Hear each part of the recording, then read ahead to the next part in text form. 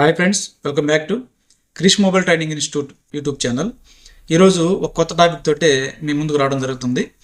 విషయం ఏంటంటే, మన దగ్గర చిప్ లెవెల్ 42nd బ్యాచ్ అయితే నడుస్తుంది, 42వ బ్యాచ్ అయితే నడుస్తుంది. ఈ బ్యాచ్లో ట్రైనింగ్కి వచ్చిన ఒక స్టూడెంట్ ఒక మొబైల్ తెచ్చుకోవడం జరిగింది. మొబైల్ కంప్లైంట్ ఏంటంటే కండిషన్ డెడ్లో ఉంది. ఆల్రెడీ మీకు టైటిల్ చూస్తేనే అర్థమైపోయి ఉండాలి. ఆ మొబైల్ని ఆల్రెడీ మన దగ్గర ట్రైనింగ్కి రాకముందు రీబాల్ రీఫిక్స్ అయితే చేయడం జరిగింది. ఇది ఈఎంఎంసి సిపియు డైరెక్ట్గా రీబాల్ అయితే రీఫిక్స్ చేయడం జరిగింది. కానీ మొబైల్ టర్న్ ఆన్ అయితే అవ్వలేదు. ఎందుకు అవ్వలేదు ఏంటి అనేది స్టెప్ బై స్టెప్ నేను ట్రేస్ అవుట్ చేసి, అంటే ఎవరైతే ఆ మొబైల్ తెచ్చుకున్నారో ఆ మొబైల్ తెచ్చుకున్న స్టూడెంట్నే నా సీట్లో కూర్చోబెట్టి అతని ద్వారానే ఆ ప్రాబ్లంని ట్రేస్ అవుట్ చేయించి ప్రాబ్లమ్ సాల్వ్ చేయించడం కూడా జరిగింది. అదంతా రికార్డ్ చేశాను. మన ఛానల్, యూట్యూబ్ ఛానల్ కానీ, లేదంటే ఇన్స్టా కానీ, తర్వాత ఫేస్బుక్ కానీ ఫాలోవర్స్ ఉన్నారు కదా, వాళ్ళకి యూజ్ అవుద్దనే ఉద్దేశంతో రికార్డ్ చేసి మీ ముందుకైతే తీసుకొస్తున్నాను. ఇప్పుడు మీరు చూస్తున్నారు కదా, ఆ పైన కెమెరాలో ఉన్న ఆ పర్సనే బావుజాన్, ఆ పర్సన్ పేరు. ఆల్రెడీ మన స్టూడెంటు ఇంతకుముందు ఒక బ్యాచ్లో వచ్చాడు, నేర్చుకొని వెళ్ళాడు. తర్వాత దాదాపు ఒక 1 year అవుతుంది అనుకుంటాను, 1 year లేదంటే 1 year అవుతుంది దాదాపు.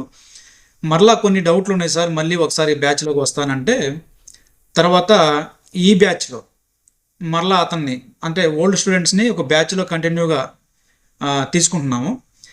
అప్డేట్ క్లాసులు అని చెప్పి ఒక 4-5 రోజులు పెట్టి, లేదంటే 2-3 రోజులు పెట్టి చెప్పడం కాదు, కంటిన్యూ బ్యాచ్లు, అంటే కంటిన్యూగా స్టార్టింగ్ నుంచి మళ్ళీ ఎండింగ్ దాకా క్లాసులు మొత్తం వినేటట్టు మన ఇన్స్టిట్యూట్లో స్టార్టింగ్ నుంచి జరుగుతూ ఉంది. అయితే అందులో భాగంగానే మన స్టూడెంట్ కూడా మళ్ళీ తీసుకోవడం జరిగింది. ఆ స్టూడెంట్ దగ్గరికి వేరే షాప్ వాళ్ళు తీసుకొచ్చారు ఆ మొబైల్ని. ఇక వస్తున్నాం అని చెప్పి ట్రైనింగ్కి వచ్చేటప్పుడు తీసుకురావడం జరిగింది. అది ట్రేస్ అవుట్ చేస్తే, క్లాసులోనే అందరి సమక్షంలోనే లైవ్ ట్రేస్ అవుట్ చేస్తే ప్రాబ్లం ఏముంది ఏందనేది మీకు చూపిస్తాను. ఒకసారి చూడండి. ముందుగా ఈ మొబైల్ డెడ్ కండిషన్లో వచ్చింది కదా, డీసీ పవర్ సప్లైలో రీడింగ్ ఎంత వస్తుందో ఒకసారి చూద్దాము. ఇక్కడ చూడండి, డీసీ ట్రిగ్గర్ చేయగానే డైరెక్ట్గా ట్రిగ్గర్ చేయగానే 27, 33, తర్వాత 40 దాకెళ్ళి పవర్ బటన్ రిలీజ్ చేయగానే 0 అవుతుంది. చూడండి, మీకు చూపిస్తున్నాను క్లారిటీగా. 40 దాకెళ్ళి రిటర్న్ 0 అవుతుంది. 40 దాకెళ్ళి రిటర్న్ 0 అవుతుంది. చూడండి, ఇదిగోండి, 40 దాకెళ్ళి రిటర్న్ 0 అవుతుంది. ఇక్కడ ఒక విషయం మనం గమనించాలి. ఎప్పుడైనా ఒక మొబైలు ఈ రీడింగ్ అని వచ్చిందంటే, లో బూటింగ్ అంటారు దీన్ని. లో బూటింగ్ ఎందువల్ల వస్తుందంటే చాలా రీజన్స్ ఉన్నాయి. ఫస్ట్ రీజన్ వచ్చేసి బక్కాల్స్ మీదకి అవుట్పుట్ రాకపోవడం వల్ల, పవర్ ఐసి నుంచి అవుట్పుట్ రావడం వల్ల లో బూటింగ్ వస్తుంది. సెకండ్ రీజన్ వచ్చేసి సిపియు కంప్లైంట్ ఉన్న, సిపియు డ్రై సోల్డరింగ్ అయినా కానీ లో బూటింగ్ వస్తుంది. తర్వాత సిపియు రెస్పాండ్ అవ్వకపోయినా కానీ లో బూటింగ్ వస్తుంది. ఓకేనా? ఇక్కడ దీంట్లో ఏ కంప్లైంట్ ఉందో ఒకసారి మీకు చూపిస్తాను, ఒకసారి చూడండి.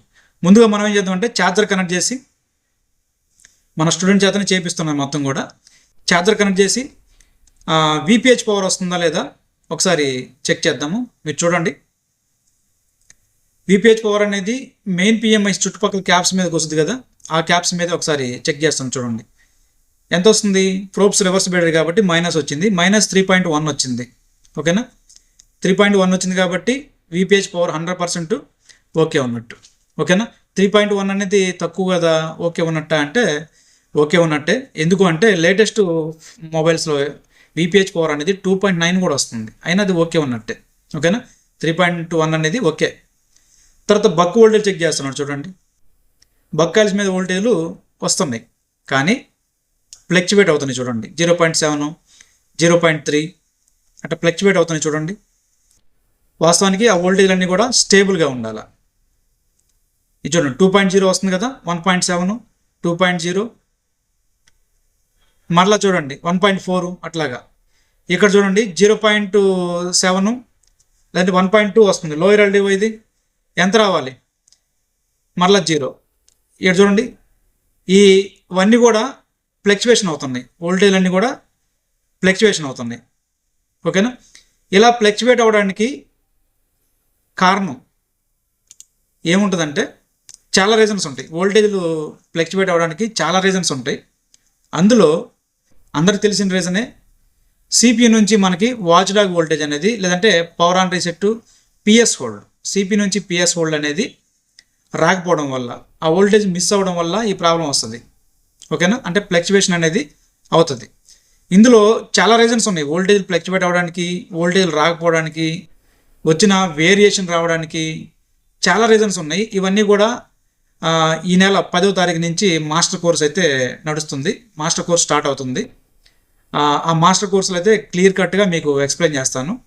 ఆటో రీస్టార్ట్ కంప్లైంట్స్ ఎలా హ్యాండిల్ చేయాలి, హ్యాంగ్ ఆన్ లోగో కంప్లైంట్స్ ఎలా హ్యాండిల్ చేయాలి, యూపీఎస్ ప్రోగ్రామింగ్ ఎలా చేయాలి, తర్వాత ఇదే వోల్టేజ్లో ఫ్లక్చువేషన్ అయితే ఎలాంటి ప్రాబ్లం ఉంటుంది, వేరియేషన్ వస్తే ఎలాంటి ప్రాబ్లం వస్తుంది, అంటే రావాల్సిన వోల్టేజ్ కంటే ఎక్కువ వోల్టేజ్ వస్తే, లేదంటే రావాల్సిన వోల్టేజ్ కంటే తక్కువ వోల్టేజ్ వస్తే దాన్ని ఓకే ఉందా లేదా మనం ఎలా ఐడెంటిఫై చేయాలి, ఇవన్నీ కూడా మాస్టర్ కోర్సులో పిన్ టు పిన్ అయితే ఎక్స్ప్లెయిన్ చేస్తాను.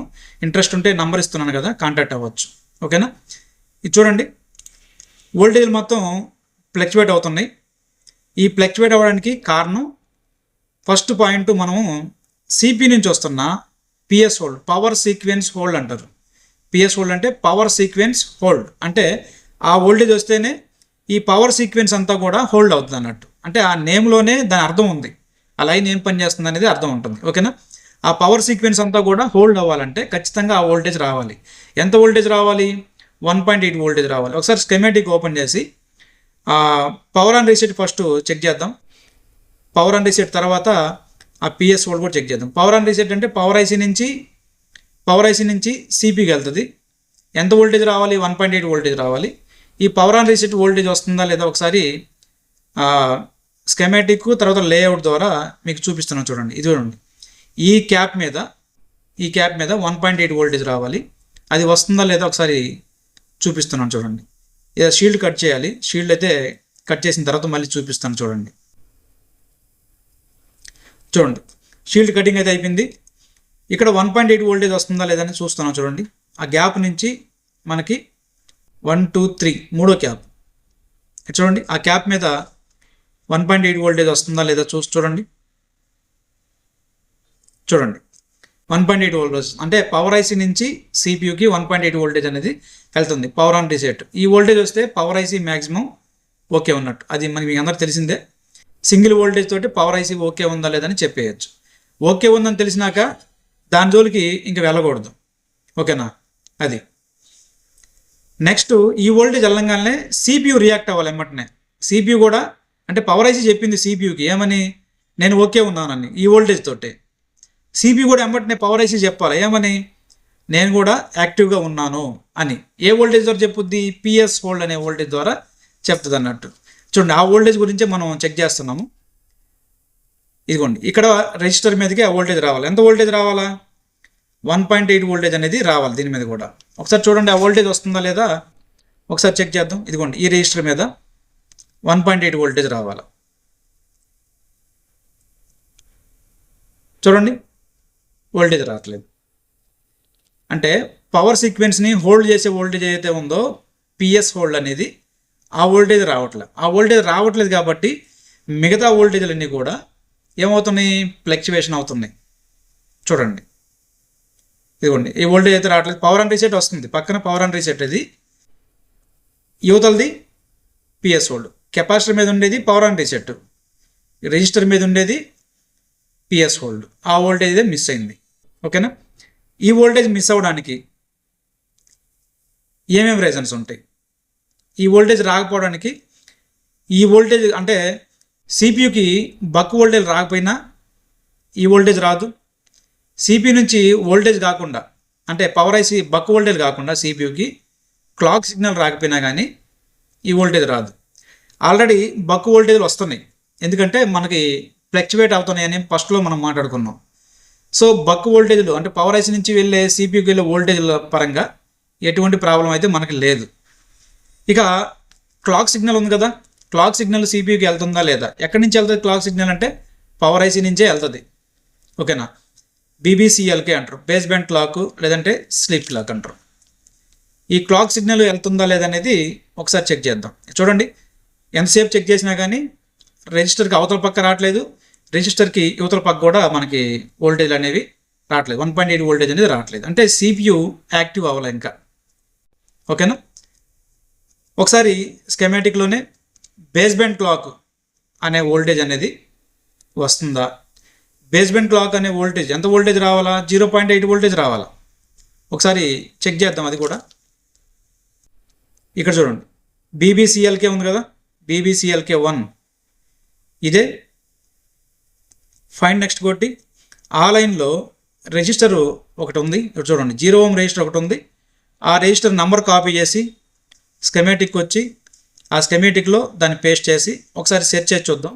ఇదిగోండి ఇక్కడ వచ్చింది CPU పక్కన ఒక CPU పక్కన ఉంది రిజిస్టర్. CPUకి తర్వాత EMMCకి మధ్యలో ఉంది చూడండి.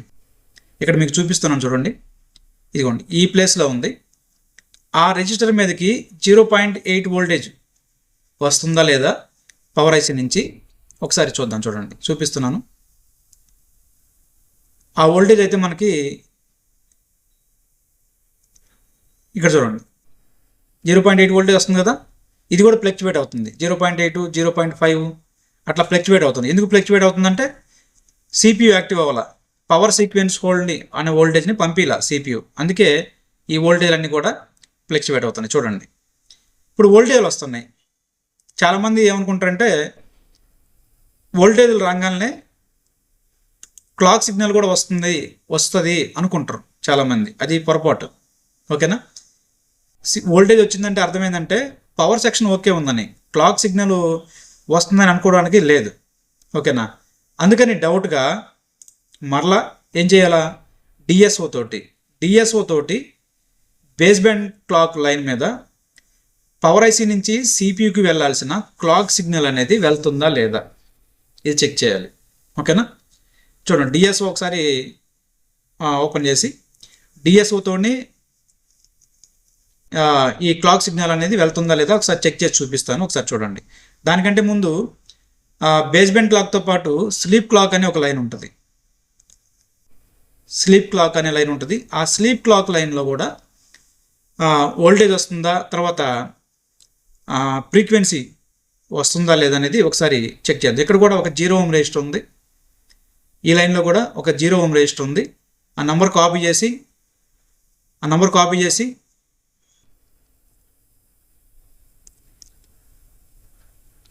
లేఅవుట్లోకి వచ్చి సెర్చ్ చేస్తే ఇదిగోండి ఇక్కడ మనకు కనిపిస్తుంది. CPU పక్కనే ఉంది. CPU పక్కన ఉన్న ఆ రెజిస్టర్ మీద మనకి ఎంత రావాలా, 0.8 వోల్టేజ్ రావాలా, స్లీప్ క్లాక్ లైన్ మీద వస్తుందా లేదా అనేది ఒకసారి చెక్ చేద్దాం.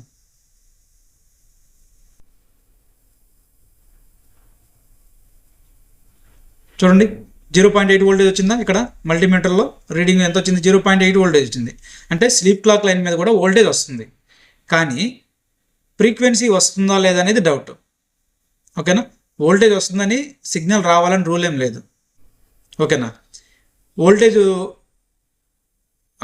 మొన్న చెప్పాను మీకు, మళ్ళీ కూడా చెప్తున్నాను, GR వాల్యూ వస్తే వోల్టేజ్ రావాలని రూల్ ఏం లేదు. GR వాల్యూ వచ్చిందంటే లైన్ ఓకే ఉందని, తర్వాత వోల్టేజ్ వస్తుందా లేదనేది మళ్ళీ మల్టీమీటర్ మీద DC మోడ్లో పెట్టుకొని చెక్ చేస్తాం.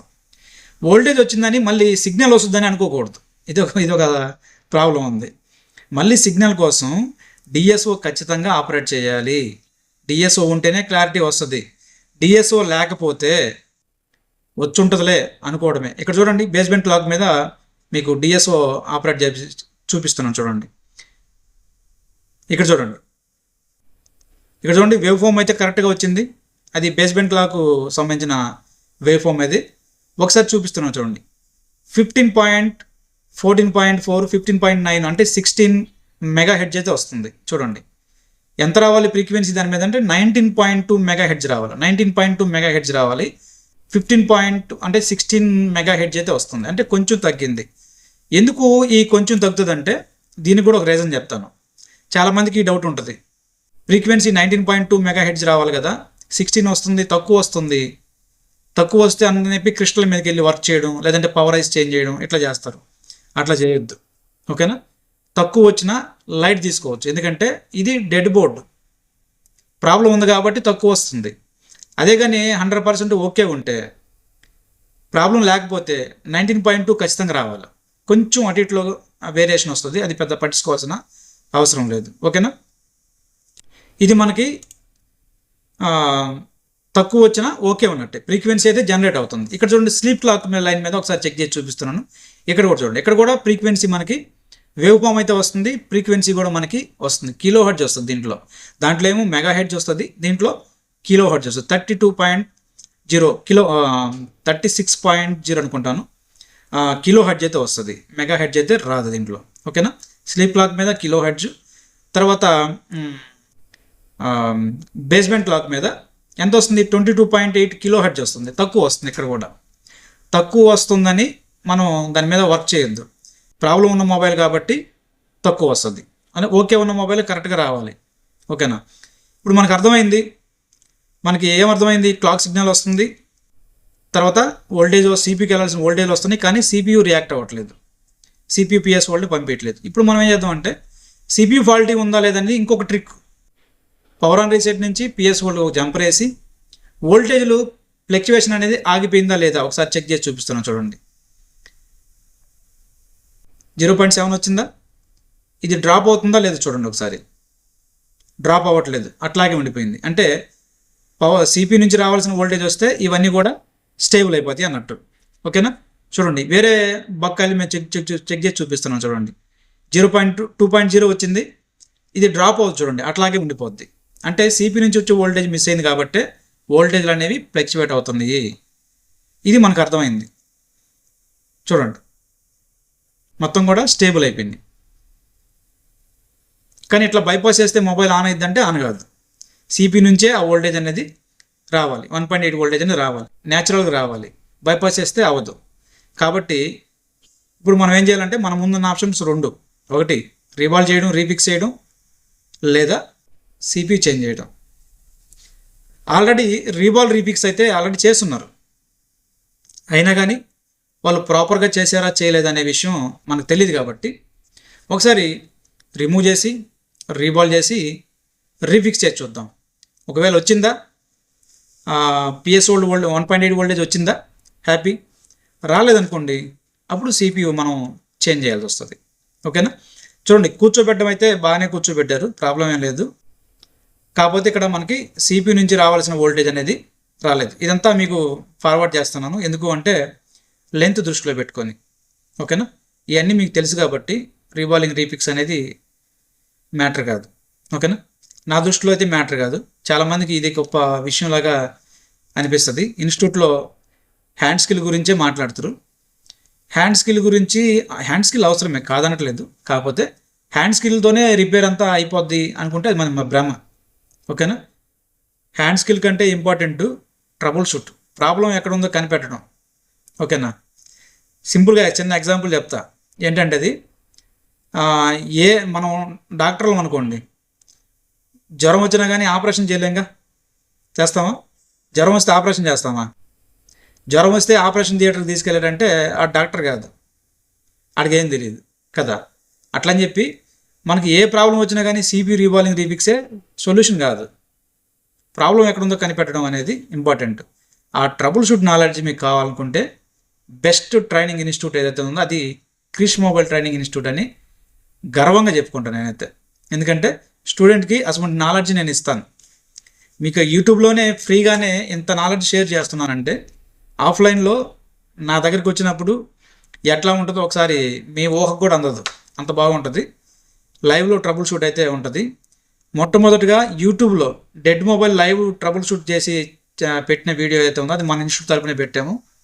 యూట్యూబ్ లైవ్ పెట్టి, ఆఫ్లైన్ లైవ్ కాదు, యూట్యూబ్ లైవ్ పెట్టి అది రెడీ అవుద్దా రెడీ కాదనే టెన్షన్ లేకుండా దాన్ని ట్రేస్ అవుట్ చేసి సక్సెస్ చేయడం అనేది చాలా గొప్ప విషయం. అది మన ఇన్స్టిట్యూట్లో అలర్ట్ చేస్తున్నాం, కావాలంటే చూడండి. ఇప్పుడు చూడండి, సిపియు రీబాల్ చేశాడు, సిపియు రీబాల్ చేసి రీఫిక్స్ చేశాడు, కానీ వోల్టేజ్ మాత్రం ఫ్లక్చువేట్ అవుతున్నాయి చూడండి. అంటే ఆ వోల్టేజ్ ఇంకా రాలేదు, ఏ వోల్టేజ్, పిఎస్ వోల్టేజ్ అనేది రాలేదు ఇంకా, కాబట్టి మళ్ళీ ఫ్లక్చువేట్ అవుతుంది. ఇప్పుడు ఒకసారి మళ్ళీ పిఎస్ వోల్టేజ్ వస్తుందా లేదా అనేది చెక్ చేసి ఒకసారి చూపిస్తున్నాడు చూడండి.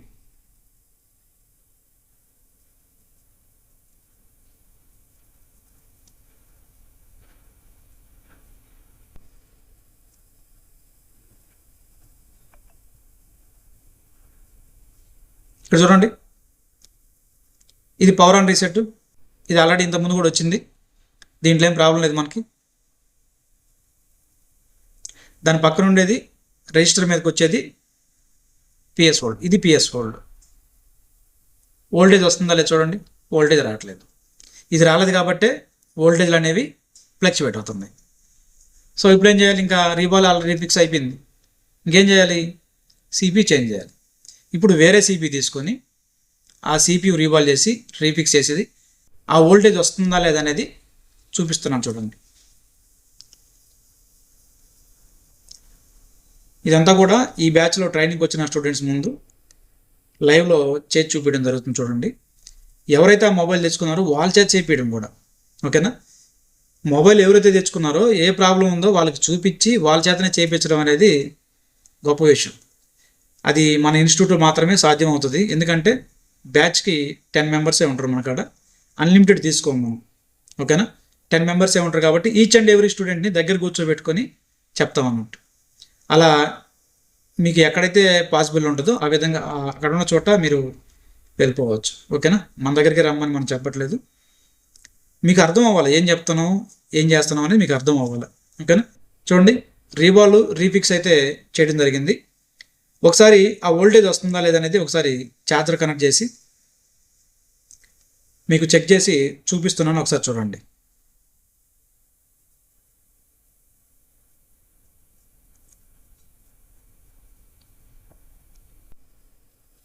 చూడండి, ఆ రిజిస్టర్ మీద ఇందాక రాలేదు కదా, ఇది పవర్ ఆన్ రీసెట్ ఆల్రెడీ వచ్చింది, ఇందాక కూడా వచ్చింది, ఇప్పుడు కూడా వస్తుంది. పిఎస్ హోల్డ్ మీద చూడండి, పిఎస్ హోల్డ్ మీద వస్తుందా లేదనేది ఒకసారి చెక్ చేసి చూపిస్తాను.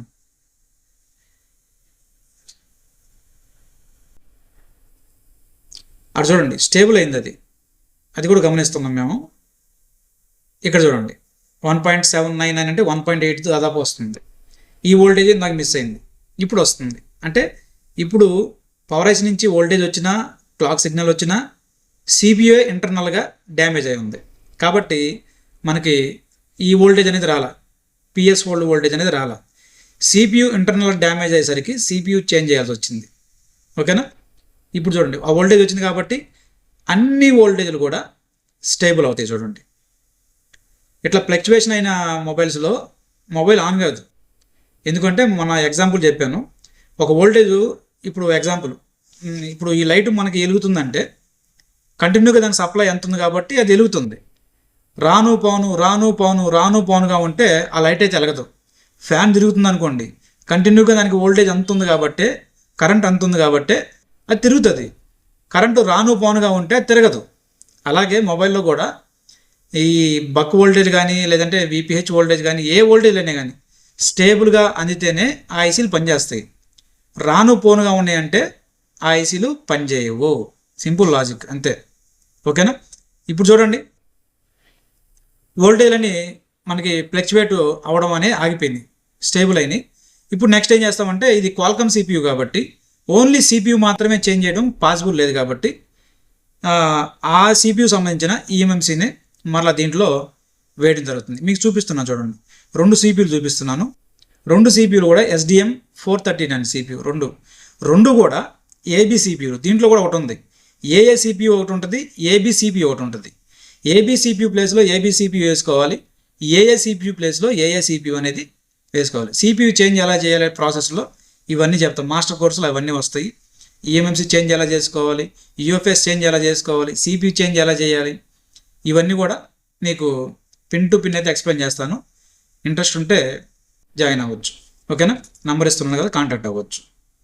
చూడండి, సిపియు చేంజ్ అయిపోయింది. తర్వాత ఈఎంఎంసీ కూడా దాని ఈఎంఎంసీనే మళ్ళీ వేయడం అయితే జరిగింది. చూద్దాం ఇప్పుడు మొబైల్ ఏ కండిషన్లో ఉంది, ఆన్ అవుతుందా ఆన్ కాదా.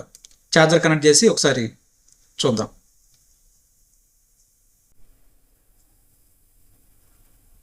రైట్, చూడండి, స్కోప్లో చూపిస్తున్నాను. రెడ్మీ అనే లోగో అయితే వచ్చింది.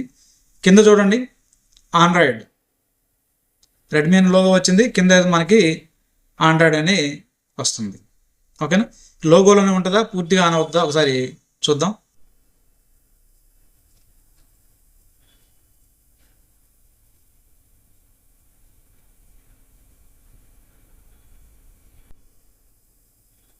మొబైల్ పవర్ ఆన్ చేసి ఒకసారి చూపిస్తున్నాడు చూడండి మన స్టూడెంట్.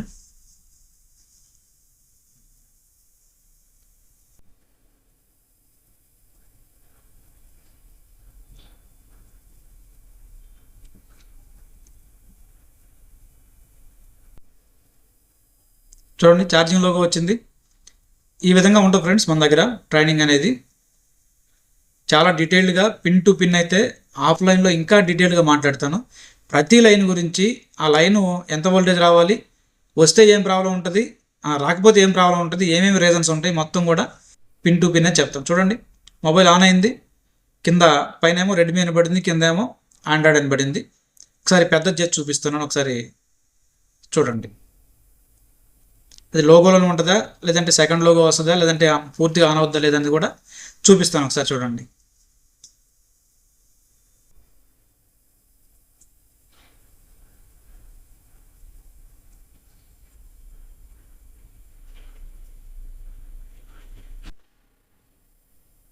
ఎవరైనా మీకు తెలిసిన వాళ్ళు, మీ ఫ్రెండ్స్ కానీ ఎవరైనా ఉంటే మన ఇన్స్టిట్యూట్ యూట్యూబ్ ఛానల్ కానీ ఇన్స్టిట్యూట్ని కానీ ప్రిఫర్ చేయండి ఫ్రెండ్స్. ఎందుకంటే వాళ్ళకు కూడా మీరు మెయిల్ చేసిన వాళ్ళు అవుతారు.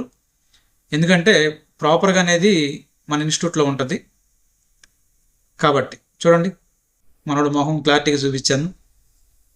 మనోడు నవ్వాలా వద్దని అయోమయలో ఉండిపోయాడు. తను తెచ్చుకున్న మొబైలే తన చేతనే చేయించడం అనేది గొప్ప విషయం కదా. అది పూర్తిగా ఆన్ అవుతుందా లేదనేది ఒకసారి చూపిస్తాను. ట్రేసింగ్ రావాలండి. ముందు మెయిన్గా ప్రాబ్లం ఎక్కడ ఉందో కనిపెట్టాలి. ఇంతకుముందు వాళ్ళు చేసింది ఏంటంటే రీబాల్ రీపిక్స్ చేశారు. రీబాల్ రీపిక్స్లు అన్నీ అవ్వవు కదా, ఏదో డ్రై సోల్డరింగ్గా ఆగిపోయినాయి అంటే రీబాల్ రీపిక్స్ చేసి ఆన్ అయిపోతాయి. అట్లా కాకుండా ప్రాబ్లం ఎక్కడ ఉందో కనిపెట్టండి. చూడండి సెకండ్ లోగో వచ్చింది అంటే మొబైల్ మ్యాక్సిమం ఆన్ అవుతుందని అర్థం. ఓకేనా, ప్రాబ్లం ఎక్కడుందో కనిపెట్టడం అనేది ముఖ్యం, అది ఇంపార్టెంట్. ఓకేనా, రీబాల్ రీపిక్స్ అవసరమే కాదనట్లేదు, కానీ మొత్తం టోటల్ రిపేరింగ్ అంతా రీబాల్ రీపిక్స్ మీద లేదు, ట్రేసింగ్ మీద ఉంటుంది. ఓకేనా, ప్రాబ్లం ఎక్కడుందో కనిపెట్టి దాన్ని సాల్వ్ చేయగలిగితే ఆడు నెంబర్ 1 టెక్నీషియన్. ఓకేనా, కాంబోలు చేంజ్ చేసేవాళ్ళు, రీబాల్ రీపిక్స్ చేసేవాళ్ళు నా దృష్టిలో మెకానికల్ అంటే వాళ్ళని. ఏది ప్రాబ్లం అయితే అదే చేస్తారు, వేరే వేరే చేయరు. ఓకేనా, ప్రాబ్లం ఒక చోట ఉంటుంది, ఇంకో చోట కలిపెడతా ఉంటారు. చూడండి టచ్ కూడా పనిచేస్తుంది, 100% మొబైల్ అయితే ఆన్ అయిపోయింది. ఓకేనా, ఇట్లా ఉంటుంది. ఇంట్రెస్ట్ ఉంటే నంబర్ని కాంటాక్ట్ అవ్వచ్చు. ఓకేనా, thanks for watching. Thank you so much.